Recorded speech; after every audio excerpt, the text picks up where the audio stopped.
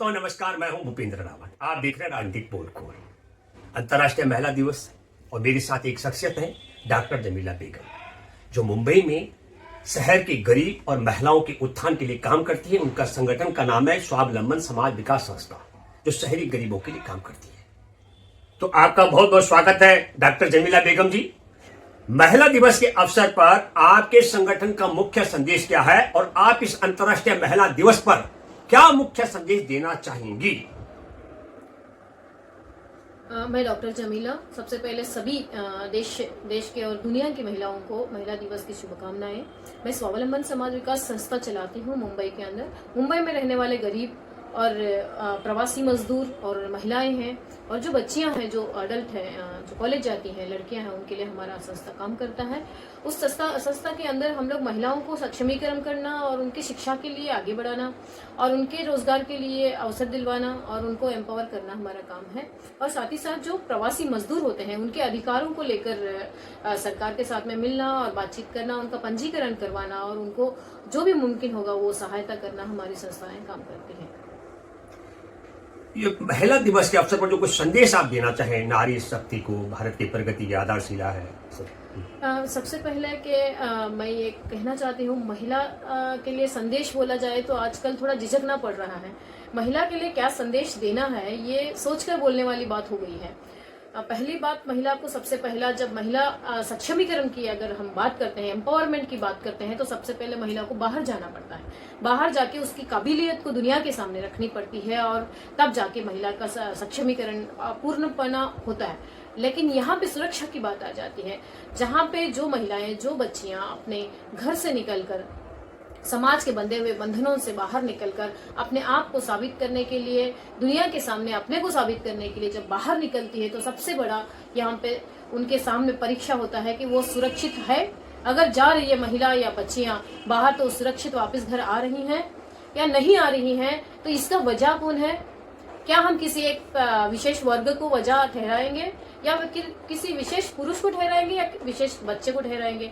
वो नहीं कर पा रहे हैं। सबसे पहले कि इस देश की आबादी कहलाई जाने वाली जो महिलाएं हैं, जो अपनी सुरक्षा को लेकर आज हमारे देश की आधी आबादी कहलाई जाने वाले पुरुषों से जो असुरक्षिता महसूस कर रही हैं, यहाँ कहीं ना कहीं काम करने की जरूरत है, संगठनों को भी और सरकारों को भी। सरकार जिस तरीके से ढील छोड़कर रखी हुई है आज, ये जितनी भी घटनाएं हो रही है, उसमें से सबसे बड़ा जो देश को, महिलाओं को जो इस बार 2025 के महिला दिवस के ऊपर जो गिफ्ट मिला है, वो है ढांढकर जो इस व्यक्ति को, जो महिलाओं के साथ में रेप करना और उनके साथ जो अश्लीलता का जो व्यवहार किया है, उसको ऑस्ट्रेलिया की जो कोर्ट ने, ऑस्ट्रेलिया की सरकार ने जिस तरीके से सजा दी है, वो सजा हर देश में होने की जरूरत है। महिलाएं सुरक्षित होना है। महिलाओं की सुरक्षितता की अगर सरकारें अगर सोच रही है, तो इस तरीके की सजाएं, इस तरीके के गुनहगारों को देना जरूरी है। वो हमारे देश में भी लागू होना चाहिए। 40 साल की सजा बहुत बड़ी है और अच्छा है कि इस तरीके का कृत्य करने वाले लोगों को महिला सुरक्षा का एक ध्यान में रखते हुए इनको इस तरीके की सजा का प्रावधान हमारे भारत के अंदर होना बहुत जरूरी है। तभी महिलाओं को एक हिम्मत आएगी। तो इंसाफ दिलाना है तो इस तरीके के कानून लाए, इस तरीके की सजा रहे। उनके आंखों में वो डर होनी चाहिए, किसी भी बेटी, किसी भी माँ, किसी भी बहन की ओर देखने के वक्त कि सरकार ने हमारे लिए इतनी बड़ी सजा रखी है। कोई दिवस नहीं है, कोई त्योहार नहीं है, कोई समय नहीं है जहाँ पे हर दिन कोई ना कोई पुलिस स्टेशन में महिला का अत्याचार को दर्ज किया जा रहा है। और कितने ऐसे केसेस हैं जहाँ पे दर्ज ही नहीं किया जा रहा।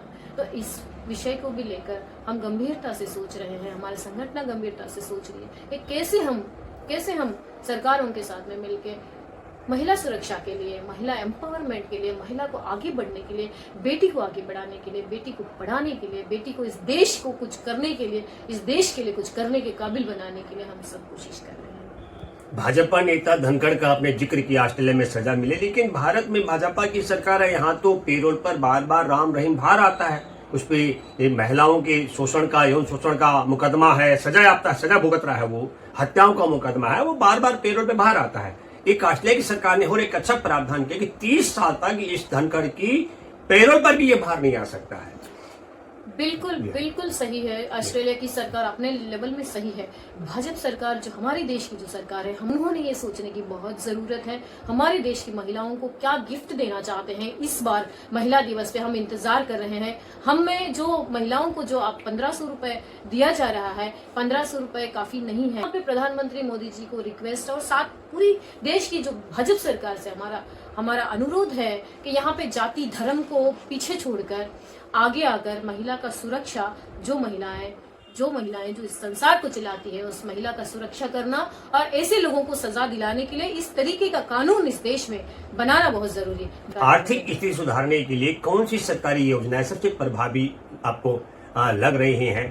क्या आप हमें बता सकते हैं कि भारत में महिलाओं की आर्थिक स्थिति सुधारने के लिए कौन कौन सी सरकारी योजना ज्यादा प्रभावी रही है? तो देखिए, एक चाहे वो अलग अलग राज्यों का अलग अलग तौर तरीका है।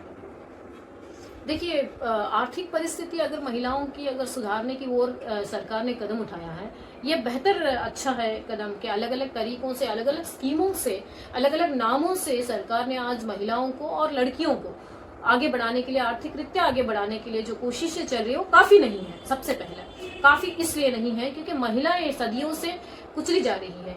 महिलाओं का घरों में सुना नहीं जाता है, उनके सजेशन नहीं सुने जाते हैं और वो अगर काम पर भी जाते हैं तो उनके साथ भी वहां पर भी अत्याचार होता है, वहां पे भी उनकी सुनवाई कम होती है और उनका पगार सबसे पहला कम होता है। महिलाओं की बराबर का पगार नहीं है, सरकार में है लेकिन बाहर प्राइवेट सेक्टर में महिलाओं के लिए बराबर का पगार नहीं है। सिस्टम बदलनी है तो सरकार को हर सेक्टर में सिस्टम को बदलना पड़ेगा। उनका जो 1500 रुपए देना या 2000 रुपए देना या 2500 रुपए देना ये काफी नहीं है।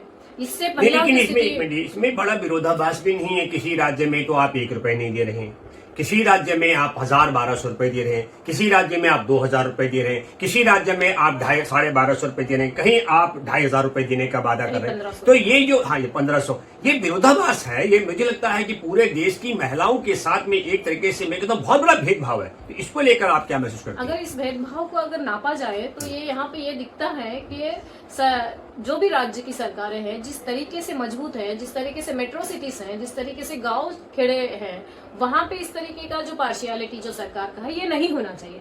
अगर आप देश के पूरे महिलाओं को गिफ्ट दे रहे हैं तो सबको बराबर का पैसा होना चाहिए और बराबर का अधिकार की भी बात होना जरूरी है। क्या आपको लगता है भारत में महिलाओं को अभी भी राजनीतिक स्तर पर अधिक अवसरों की जरूरत है? बहुत जरूरत है, बहुत जरूरत है। यहाँ पे हम ये तक देखते हैं कि जहाँ पे सरपंच पत्नी होती है और पूरा कारोबार पति संभालता है, ये भी कहीं ना कहीं बहुत गलत है। और बहुत जगह पे ऐसे भी हुआ है कि भाई महिलाओं को अवसर दिया ही नहीं जाता है। अगर देने का अवसर है तो भी वहाँ कंपटीशन बहुत सारा होता है, तो ये भी नहीं होना चाहिए। और सबसे पहले बड़ी बात ये है हमारे देश के अंदर कि पहले से भी बहुत सारा व्यवस्था सुधरा है महिलाओं को लेकर राजनीति के अंदर आने के लिए। महिलाएं भी एम्पावर हो रही है राजनीति के अंदर आने के लिए, लेकिन इस तरीके के जो छोटी छोटी जो बाधाएं हैं, जो गांव शहर के पातलीवर जो हो रहा है कि पति पूरा कारोबार संभालता है और पत्नी को जो आरक्षण मिला इसके लिए उसको इलेक्शन में खड़ा करना और पूरा कारोबार पति संभालना, ये नाइंसाफी है। महिलाओं को पूरी तरीके से पतियों ने भी और पुरुषों ने भी अवसर देना चाहिए और सरकारी व्यवस्था भी अवसर देना चाहिए। देश में हमारे दो महिला राष्ट्रपति रही, अभी तो पहले प्रतिभा पाटिल रही हैं और अभी द्रौपदी मुर्मू हमारे देश की राष्ट्रपति हैं। प्रधानमंत्री श्रीमती इंदिरा गांधी जी रह चुकी हैं। मुख्यमंत्रियों में आप जयललिता जी, अभी ममता बनर्जी, आजकल मायावती जी रही हैं, शीला दीक्षित रही हैं। तो ये सब मुख्यमंत्री रहे हैं महिलाएं। तो फिर भी क्या लगता है कि जरूरत इसलिए है क्योंकि देश हमारा बहुत बड़ा है। हम अभी जितने भी लोगों का नाम लिए हैं वो हम उंगलियों पे गिन सकते हैं। अगर देश की आधी आबादी महिलाओं को मानी जाती है सरकार, या फिर लोग कहते हैं कि देश की आधी आबादी महिलाओं की है, तो फिर आधी आबादी के अंदर, संसद के अंदर आधी महिलाएं क्यों नहीं दिख रही है? ये बड़ा सवाल उठता है। इसका अवसर क्यों नहीं मिल रहा है? अवसर ना मिलने के लिए वजह कौन है? क्या सरकार इस तरीके का मौका नहीं दे रही है? अगर दे रही है तो क्या देश की महिलाओं में वो क्षमता नहीं है कि वो उस स्तर तक पहुंच पा रहे हैं? ये ढूंढना बहुत जरूरी है। और आज जो संसद में देखा जाए तो बहुत बड़े पैमाने पे पुरुषों की मौजूदगी दिखती है और महिलाओं की मौजूदगी नहीं है। और इस सवाल का जवाब ढूंढना सरकार का भी जिम्मेदारी है और कुछ ऐसे व्यवस्थाएं को ढूंढकर निकालना पड़ेगा। और इस तरीके की छोटी छोटी जो गांव पातलीवर जो कुछ भी होते जा रहा है कि कहीं पे सत्ता के लिए नाम के लिए महिला है और सत्ता किसी और के हाथ में, ये नहीं होनी चाहिए। इसका विरोध होना चाहिए। सरकार ने ऐसे कुछ नियम निकालने चाहिए कि जो सरपंच है, जो एमएलए है, वही बैठेगा, वही सब कुछ कारोबार संभालेगा। ये सरकार को खुद को निर्णय लेना पड़ेगा और कुछ ऐसे कानून बनाने पड़ेंगे कि भाई महिला तो महिला है रहेगी। तो अब क्या लगता है मौजूदा सरकार जो महिलाओं के मुद्दों पर गंभीरता से अगर ध्यान रख रही है, जैसे मैं इसलिए कहूं कि सड़क पर पहलवान बेटियां आई हैं यौन शोषण के खिलाफ, अभी भी ब्रजभूषण शरण से छुट्टा घूम रहा है, बीएचयू में जो छात्रा था जिसके साथ में गैंगरेप किया गया वो भाजपा के योगी जी और मोदी जी के बहुत नजदीकी है, और वो लड़की उसने कॉलेज छोड़ दिया, वो कॉलेज छोड़ने के लिए बस हो गई। अभी जो इनका धनखड़ है जो ऑस्ट्रेलिया में बड़ा नेता था भाजपा का, मोदी जी का बहुत करीबी, उसको 40 साल की सजा हो गई। इन सब मुद्दों पर ये एकदम इन्होंने बिल्कुल साइलेंट है, मुंह नहीं खोलते हैं। तो आखिर क्या लगता है आपको, ये जो सरकार है, ये मौजूदा तौर तरीका है भाजपा आरएसएस का, उसको कैसे देखती हो? देखिए, भाजपा सरकार जिस तरीके का व्यवहार पिछले कई सालों में जो कर रही है वो पूरे देश के सामने है, लेकिन भाजपा सरकार ने ये कोशिश भी कर रही है कि भाई वो अपने तरीके से कैसे बचे और देश में सरकार कैसे बनाए रखे। तो इससे ये साबित होता है कि वो अपनी सरकार बनाए रखने के लिए और लोगों के बीच में रहने के लिए और सत्ता बनाए रखने के लिए जो कुछ भी मुंह बंद करके जो देश के सामने जो जिस तरीके का व्यवहार दिखा रही है, ये ज्यादा दिन नहीं टिक सकता है, क्योंकि इस देश की महिलाएं आजादी की लड़ाई में भी शामिल थे और उन्होंने देश को आजादी दिलाई भी है। तो अगर महिलाओं को आज इस तरीके का असुरक्षिता पूरी तरीके से महसूस हो रहा है, ये दिख रहा है, अगर दिख रहा है तो जरूर एक ना एक दिन वो महिलाएं फैसला लेंगी, वो अपने तरीके से अपनी देश की सरकार को बदलने के लिए सक्षम होंगी। इतना है कि इससे पहले अगर भाजपा सरकार के जितने भी जो गलत नेता हैं, उन लोगों को उम्मीद हम रखते हैं कि हमारे प्रधानमंत्री मोदी जी जो इतने सॉफ्ट दिल से वो बातें करते हैं, तो हमें पूरी उम्मीद है कि वो इस तरीके के दरिंदे और इस तरीके के कृत्य करने वाले लोगों को भी अपने पार्टी से निकालेंगे। महिलाओं के दिल में जो डर है, देश की महिलाओं को जिस तरीके से उन्होंने गलत व्यवहार किया है, उसके ऊपर भी उनके ऊपर कार्रवाई करेंगे, उम्मीद रखते हैं। अभी तक तो हुआ नहीं है, लेकिन ऑस्ट्रेलिया का इस घटना के अवसर पर हम ये उम्मीद बिल्कुल हमारे देश की सरकार से रखते हैं कि ये जरूर बदलेगा और ये जितने भी गुनहगार हैं वो जरूर अंदर जाएंगे और जरूर उनको भी इस तरीके की सजा मिलेगी। हम पूरे महिलाओं की तरफ से हम इसकी मांग करते हैं कि देश की जो हमारी बीजेपी सरकार है उसको अभी भी कदम उठाने की जरूरत है। अगर अभी भी आप कदम नहीं उठाएंगे तो सरकार को हम गलत ही समझेंगे और गलत लोगों को भरने वाली सरकार ही हम समझेंगे। इस शहरी महिला कामगारों के हित में काम करने का जो तुम्हारा लंबा समय जुड़ा हुआ हो, तो अब आप क्या मानती है कार्यस्थल और महिलाओं को सबसे ज्यादा किन समस्याओं का सामना करना पड़ता है? महिला को कम पगार है और पुरुष को ज्यादा पगार है। जो शहरी महिलाओं की जो सबसे बड़ी दिक्कत होती है कि शहर के अंदर काम करने के लिए जाने के वक्त पे उनको जो रोड के बाजू में जो बाथरूम्स होते हैं वो नहीं होते हैं, उनकी बहुत बड़ी दिक्कत होती है। महिलाओं को अगर कहीं पे काम करने के लिए जाना या नाके के ऊपर खड़ा रह के अगर मिट्टी उठाने का भी अगर काम करनी है तो वहाँ पे कोई व्यवस्था नहीं होती कि वो अपना कपड़ा बदल सके या अपने जो बच्चे को साथ में लेके जाके उसको दूध पिला सके, वो अपने बच्चे को वहाँ पर कहीं पे झूला लगाकर वो झूले में डाल सके। इस तरीके की सुविधाएं या मुतारी होती है, जो मुतने की जो व्यवस्था, बाथरूम की जो व्यवस्था होती है, वो बिल्कुल महिलाओं को रोड के बाजू में शहरों के अंदर स्पेशली नहीं होती है। इस समस्या से इतना जूझते हैं, इसकी वजह से महिलाओं को बाथरूम रोकने की वजह से अलग अलग बीमारियों का सामना करना पड़ रहा है। और तो आपके हिसाब से महिलाओं को आज भी किन सामाजिक चुनौतियों का सामना करना पड़ रहा है? देखिए, महिलाओं को सामाजिक समस्या कहेंगे तो कोई ऐसा गिनती ही नहीं कर सकता। कौन सी चीज ऐसी है जो सरकार ने पूरी तरीके से हम लोगों को दिया है? क्या हमको राजनीति के अंदर जाने का पूरा अवसर दिया है? क्या हमको प्राइवेट सेक्टर में अपने आप को साबित करने का पूरा अवसर है? क्या हमें वहां कोई चीज का सामना नहीं करना पड़ रहा है? क्या हम शहरों में जाते हैं तो क्या हमें वहां पे सुरक्षा की व्यवस्था है, या फिर हम वहां पे अच्छी तरीके से अपने आप को साबित करने का मौका है, या शिक्षा के अंदर हमें किस तरीके का है? अगर समझो सरकार ने आरक्षण भी दिया है, सरकार ने हम लोगों को मौका भी दिया है कि आप यहाँ पे पढ़ाई कर सकते हैं, तो क्या पढ़ाई इतनी सस्ती है? अगर काबिलियत है किसी गरीब के बच्चे में तो क्या वो पढ़ाई कर सकता है जो अपना सपने में देखा हुआ है? उस तरीके का स्कॉलरशिप है। स्कॉलरशिप आज धर्म के नाम पे निकाल दिया जा रहा है। आज धर्म के नाम पे स्कॉलरशिप को हटाते हैं, धर्म के नाम पे कॉलेजेस को हटाते हैं, धर्म के नाम पे स्कूल्स को हटाया जा रहा है। तो ये धर्म की जो राजनीति है उसके तले हम लड़कियां, हम औरतें पिसे जा रहे हैं। सामाजिक सुरक्षा भी नहीं है, सामाजिक स्तर भी हमारा सही ढंग से ग्रोथ नहीं हो रहा है। इसके लिए सरकार को खुद को काम करना पड़ेगा, सारे धर्म छोड़कर इंसानियत के लिए और देश के लिए और देश की सुरक्षा के लिए, देश के विकास के लिए काम करने की जरूरत है। महिला सुरक्षा के मुद्दे पर सरकार ने कई कानून बनाए, लेकिन अपराध फिर भी जारी है। इसका समाधान क्या हो सकता है? देखिए, हम आजकल देख रहे हैं कि टीवियों पे बहुत बड़े बड़े ऐड आते हैं, मोबाइल पे बहुत बड़े बड़े ऐड आते हैं, वो सारे ऐड दिखाए जाते हैं। तो महिला सुरक्षा के लिए भी उसी तरीके का ऐड चलाने की जरूरत है, उस तरीके के कानून लाने की जरूरत है। महिला सुरक्षा की अगर बात करते हैं तो हमारे देश के अंदर कड़क कानून नहीं मिलते हैं।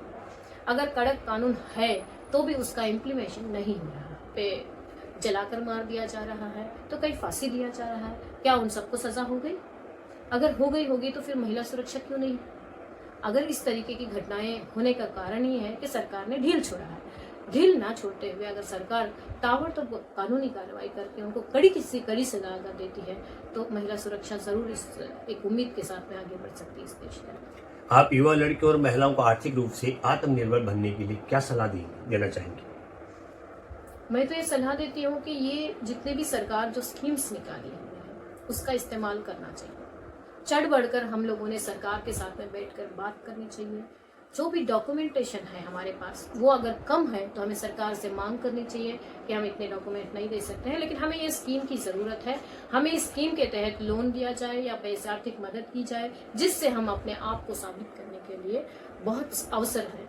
ये जो अवसर जो सरकार हमारे लिए सामने खड़ी की है उसको इस्तेमाल करने के लिए सारी महिलाएं, देखो आज अगर देखा जाए तो सरकार के पास पढ़े लिखे महिलाओं के लिए भी स्कीम्स हैं, अनपढ़ महिलाओं के लिए भी स्कीम्स हैं। तो हमारी जिम्मेदारी होती है कि हम उन स्कीमों तक पहुंचने के लिए रास्ता ढूंढे, एक साथ में आए, एकजुट आए, हम जाकर उन स्कीमों का फायदा उठाएं। अगर सके हम सरकारी स्कीमों के साथ में हम आगे बढ़ सकते हैं।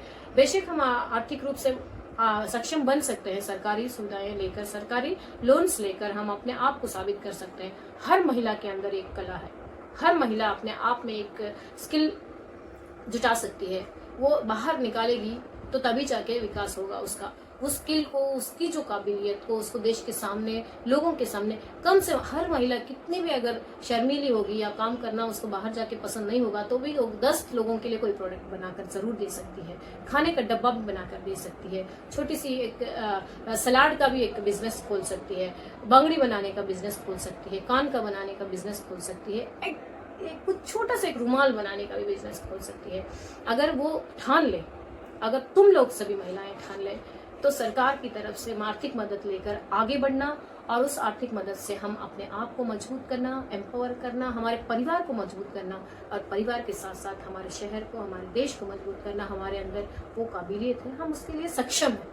इतना है कि ठान लेने की जरूरत है। इस महिला दिवस के अवसर पर मैं सभी से अनुरोध करती हूँ कि सभी लोग अपने अंदर का स्किल निकालिए बाहर और अपने स्किल को निकाल कर अपने काम को दुनिया के सामने रखिए, अपने काम की पहचान दीजिए। जितने भी काम छुपे हुए हैं, आपके दादी, आपके नानी, आपके फूफी, ऐसे जो बुजुर्ग लोगों से जो कुछ भी जो छुपा हुआ काम है, हमारा देश का जो काम है, उसको बाहर निकालिए। वो छोटे छोटे कामों को, आज जो हमारे देश के अंदर ऑनलाइन व्यवस्था इतनी अच्छी हो गई है कि हम कोई भी चीज कहीं पे भी आराम से ऑनलाइन से बेच सकते हैं, भेज सकते हैं। तो इसका फायदा उठाते हुए अपना स्किल को, अपने पुरखों के स्किल को बाहर निकालिए और उसको दोबारा देश को परिचित कीजिए और अपने आप को भी एम्पावर कीजिए। आपके जैसे बहुत सारे महिलाओं को, बच्चियों को ये काम सिखाइए और उनको भी आगे बढ़ाइए। बहुत बहुत धन्यवाद डॉक्टर जमीला, आपने अपना कीमती समय निकाला और आप सभी दर्शकों से को मैं आज अंतर्राष्ट्रीय महिला दिवस की हार्दिक बधाई, ढेरों शुभकामनाएं। और आप सबसे मैं अपील करता हूं वीडियो को लाइक करें, शेयर जरूर करें और अधिक से अधिक लोगों तक पहुंचाने का काम करें। धन्यवाद।